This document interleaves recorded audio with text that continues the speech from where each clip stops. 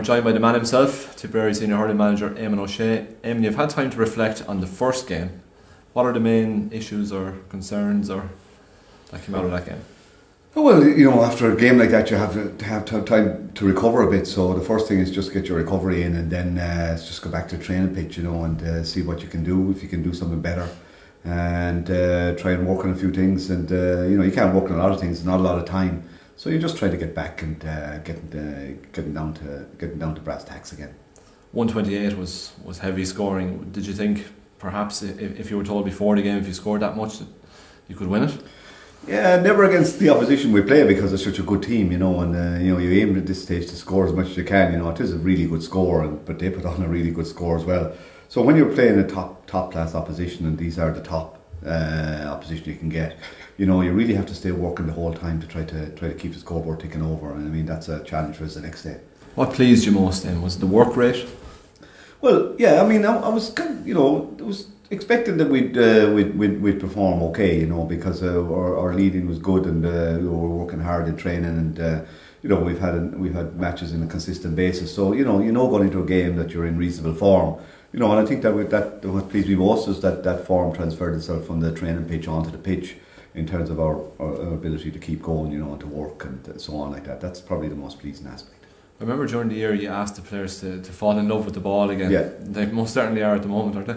Yeah, they're moving the ball well at the moment, and again the conditions, at this stage, you come to this stage of the year, and bear in mind we've had 3 months, 4 months work during the summer, which is a big plus, because working with the ball, working between February and May is not the same as working between May and September. And you've consistently said that. Yeah, there's a very different feel to the ball, a very different feel, a very different pace on the game. So people sometimes forget about that when they're looking at the year. The conditions, the ground conditions have an impact, and the amount of time you have with the players, because it's still only an amateur game. So the more time you have with the players, the better. How proud are you of this bunch? Because we spoke to you outside a devastated dressing room in Nolan Park last July after the qualifier, and there was fire in your eyes. You said that there is really, really good stuff in these lads, and just 14 months later in an All-Ireland final, one of the greatest games of all time, and preparing now for a replay. Yeah, I'm glad they got an opportunity this year to really show what they can do, you know what I mean? Because, that game down in Kilkenny in the qualifier last year was a formidable game. It was a special game in its own way, and we came out the wrong side of it. But, they had battled really hard to get back from a defeat against Limerick to put themselves in a position, that they could compete in that game. And I knew that there was good stuff in these boys, and, to get an opportunity for them to put a run together was very good, and I think that's what we did. We've had our ups and downs, but we've stayed at the game and stayed working hard, and that's all you can really do, and that's all you can really ask. Any manager can't ask anything else from their team, and so I think I'm happy that they have had an opportunity to play at this stage of the year. How are you managing the 3-week gap? Well, it's in one sense it's relatively straightforward, because you take the first week, you have to allow the players to unwind a bit, and because they'll be preparing for a big game, and so there's not a lot of training that week, and second week then is a good work week, and third week then is tapering week. So there is a kind of a natural order to things, and so it's relatively straightforward. The big thing is we're still there. Did you have any holidays planned or anything? No, but I had a lot of work planned. I mean, how do you manage all that kind of stuff? Yeah, it's pretty tough, but you can't be complaining. You're still involved at this stage of the year, but there is a natural order to finish in early September. And when you have 3 weeks, you have to just make sure you get it right, plan it. Could you appreciate how good a game that first game was when it was in progress? It's very hard on the sideline to know what's, because the game is moving so fast, it's very hard to know what exactly is going on, in terms of whether the game is a good game or a not so good game, or, you just don't know where it is. But, that game certainly was, because the scores were coming so quickly, you knew that something was happening, but you also knew the defences were really strong as well. So I think it's one of those games where I think both sets of players deserve huge praise for what they brought to the day.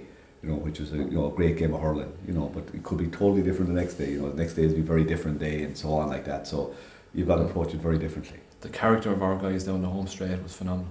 Yeah, when you're 4 points down, and I think their belief kicks in, and And some days it doesn't work and some days it does. And last week it got us to level. We would like it to go another one or two, but that didn't happen. But that just brings us to the next day, and that's what we're looking forward to. Have you allowed yourself to dream? Yeah, you don't dream when you're in this job. You just keep going and just let your players work, and that's really what you're focused on. What we can do to improve, what we can do to work, what we can do to make things happen. That's really all you can do is on the management side, the three of us on the management team. Just to keep things going. We'll see that afterwards. Final question, Eamon. On the morning of the game, did you feel that a big performance was coming? And maybe a second question to that: how do you try to? I know there's no guarantee, but what steps do you put in place to try and ensure that a performance comes? Yeah, well, the team have been pretty consistent now, and I think you're pretty consistent in terms of the way they prepare for games, in terms of their overall performance, in terms of their overall commitment. Over a period of, I would say probably 4 or 5 months, even though we've had a hiccup against Limerick, beaten by a very outstanding Limerick team, I would say, and. So even with that game, we've been reasonably consistent in terms of performances, a little bit up and down, even in that last period of 5 months. But at the same time, we've been working hard, and I think that's where your belief system comes from.